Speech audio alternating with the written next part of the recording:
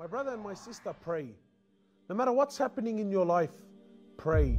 No matter what sin you're committing and how much of it you're committing, pray. No excuses.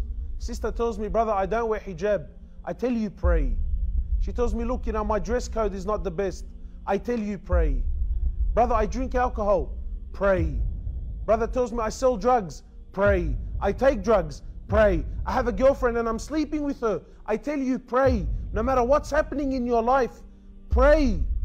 But brother, how can I be committing all of these sins and pray? That's disrespectful, or that makes me a hypocrite. I tell you, no. That's why we pray. Because we're not perfect. We're sinners. We do wrong. Pray. Allah says the prayer will take you away from sin. Pray. Sometimes people say, look, let me straighten my life out and inshallah I'm going to start praying. Habibi, you will never straighten anything out if you don't pray. That's why you pray, to straighten your life out. Nothing, my brothers and sisters, let no man get between you and Allah. Pray. No matter what's happening in your life, pray. No matter where you are, pray.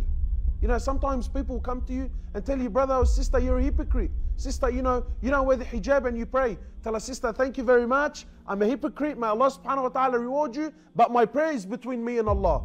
No one else's business. The Prophet of Allah, he says the difference between us and them is the prayer.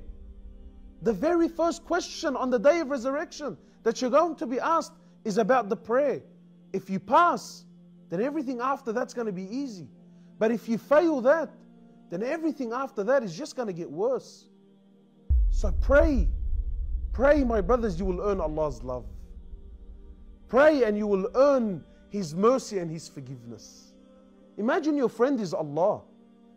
Never mind wealth. The heavens and the earth belongs to Him. You become an unstoppable force when Allah is on your side. So please, my brothers and sisters, no matter what's happening in your life, pray. Don't let anyone turn you away from Allah. When your forehead is on the floor, that's the closest you will ever be to Allah. Cry to Him, beg to Him, ask Allah for direction, and you will see happiness through prayer. We ask Allah subhanahu wa ta'ala to make us of those who establish their prayer and never leave it, no matter what. Assalamu alaikum.